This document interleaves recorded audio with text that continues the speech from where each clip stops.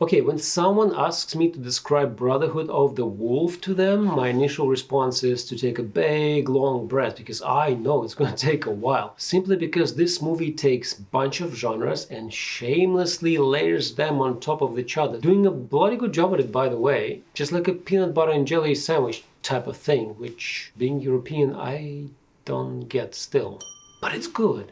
Hey, I'm Robin. I love history, but I'm bad at watching movies, so here we hang out and talk about historical film and TV. Today, let's take a look at what, in my opinion, makes Brotherhood of the Wolf one of a kind and what genre does it actually master the most. Let me know in the comments, please, if you like peanut butter and jelly sandwich, and let's go. Just look at the poster. It's like a perfect YouTube thumbnail that lures you in one click, and you are in 18th century France, the province of Gévaudan, terrorized by the beast who took hundreds of lives over the course of 4 years. True story, by the way. In many period records, the beast is described either as a striped hyena or a wolf-dog hybrid animal with a long tail and in some cases a size of a horse. Okay, so we are watching a historical fiction here, right? No, the sequence that serves as an introduction to our main heroes is not something anybody can expect from the period piece. Where the hell did it come from? Fun fact, the fighting scenes for the character of Mani, played by Mark Dacascos, were inspired by The Matrix, with no one else but our beloved Keanu in the lead. And later those two entertained us with kicking each other's butts in John Wick Chapter 3. Kinda closing the loop. Life coincidence? Fate? The action continues all the way through the movie, by the way, with some amazing choreography and no shaky cam. You actually see the hits. This is the type of a movie that never lets you settle or feel cozy. I don't know if it was done intentionally or because the production just simply ran out of choices, because it was actually raining for days on locations.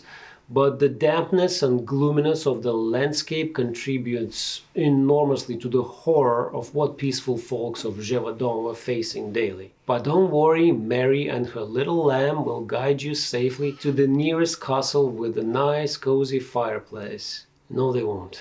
Not that type of story. It is an adventure type of story, though, where our heroes facing all sorts of obstacles, including the poshness and bigotry and dysfunctional family drama of aristocrats running the province. They're not all directly related, but they do hang with each other a lot. And considering how many people lived in certain regions at that time... Peel the onion. Fun fact, the most popular and toxic makeup product amongst aristocrats of Europe between 16th and 18th century was Venetian ceruse, a mixture of white lead, water and vinegar. The mixture was rubbed into the skin to make it look whiter, to denote wealth and cover imperfection. Such an application of white lead was actually detrimental to human body, causing all sorts of problems like hair loss, skin damage, lead poisoning, and in some cases eventual death. I guess there's always a price to pay.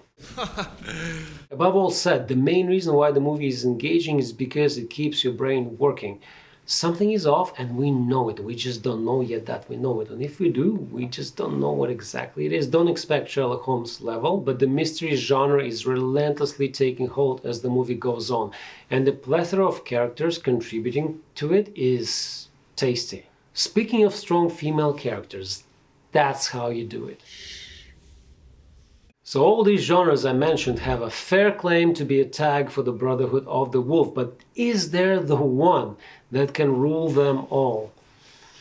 Don't hate me, but personally for me, it's a mixture of these three. And because of that, even when everything is resolved, the movie still has enough to send you right back into the beginning and claim its rewatchable value. It has aged as a fine French wine. No wonder that the 4K restored director's cut was premiered at the official selection of 2022 Cannes Film Festival.